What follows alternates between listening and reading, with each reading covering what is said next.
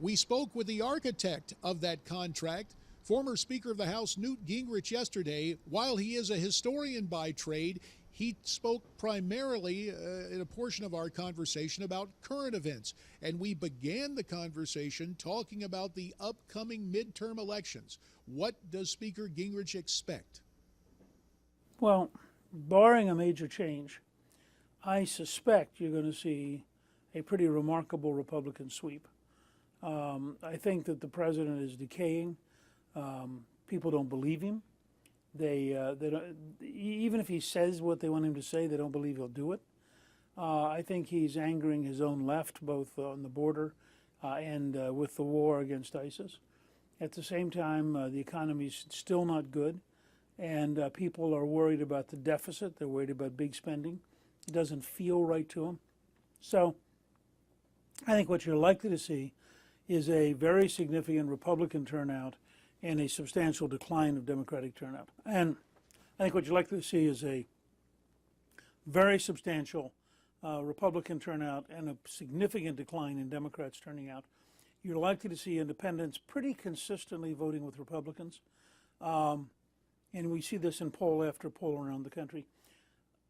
You know, you never know till it happens. I tuned in the other night and watched the Chicago Bears come from behind to beat San Francisco when it didn't look very likely.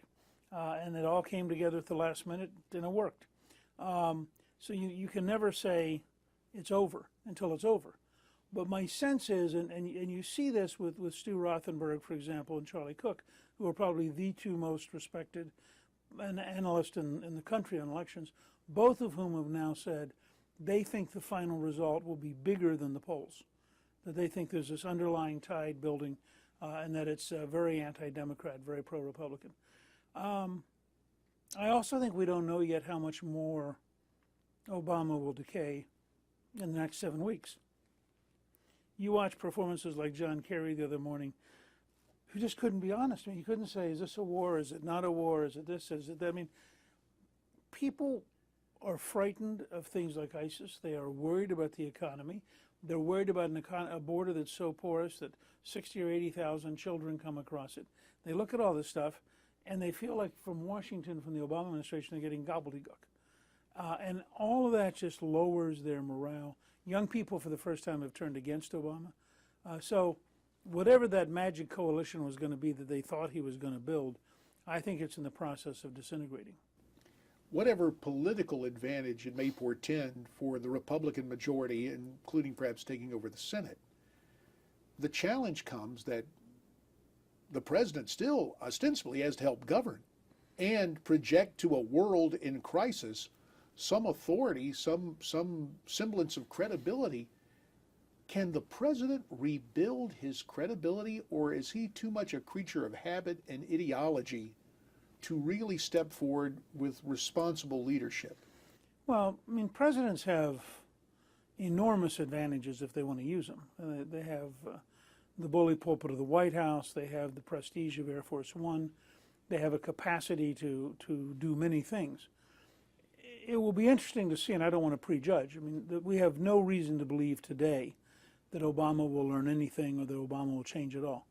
But on the other hand, if there's really a wreckage on election night, and he's now faced with Mitch McConnell as Senate leader and John Boehner as House leader, and he sees at the state legislature and at the governorship similar wreckage, you don't know how he'll react.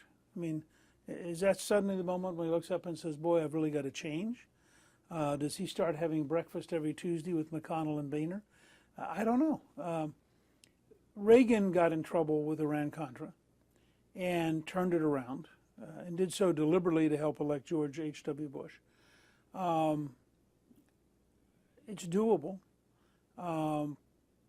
It doesn't strike me that it's likely, because I think Obama has three huge challenges. I think he is, I only have two hands, but I think he is, first of all, not very competent at the job of being president, and his team is not very competent.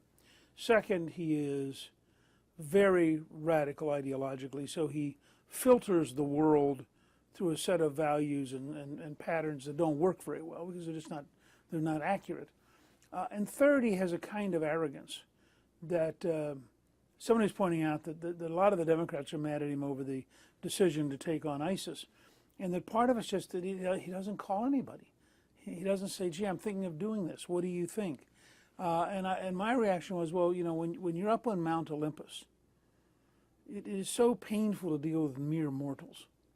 And I think there's a lot of that in Obama. I mean, you know, the arrogance of the way he golfs, the arrogance of his total lack of sensitivity to anybody else's opinion, anybody else's view, anybody else's values.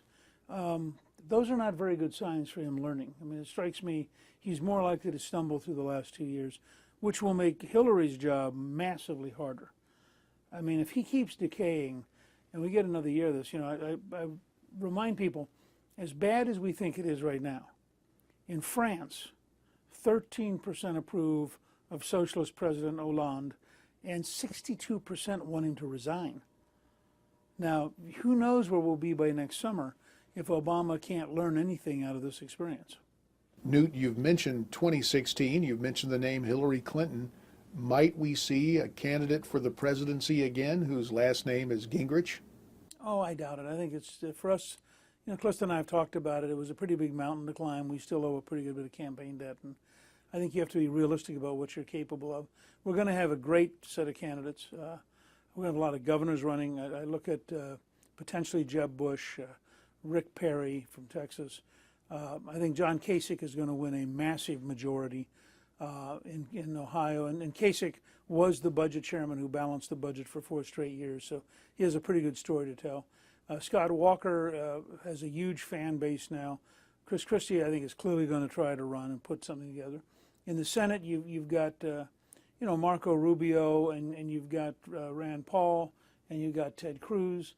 You might have Mike Pence from Indiana. You might have Governor Huckabee, who right now leads the poll in Iowa. So, I mean, I think we're going to have a pretty big field. You know, I think we're going to have some people we can be very proud of. So you heard Newt Gingrich right there just about rule out a presidential campaign of his own for 2016. Coming up in a few minutes, kind of interesting here on Capitol Hill, as the workday starts, I happen to encounter the senior senator from Texas, John Cornyn, out during his morning run, and we had a good visit. The man who finished second to John Cornyn in the Texas Republican Senate primary, one of my classmates, coming with me in 1994, and then leaving, and then coming back with a Tea Party fervor, Congressman Steve Stockman. Well, Steve Stockman will talk with us in our second hour. Now let's get back to the Newsmax News Center in South Florida with John and Francesca. All right, JD, we'll look forward to that. And you heard JD mention, and Newt Gingrich mentioned as well, turnout going to be a big deal in the upcoming primaries. Well, more ahead, including GOP strategist Ford O'Connor, right after this break.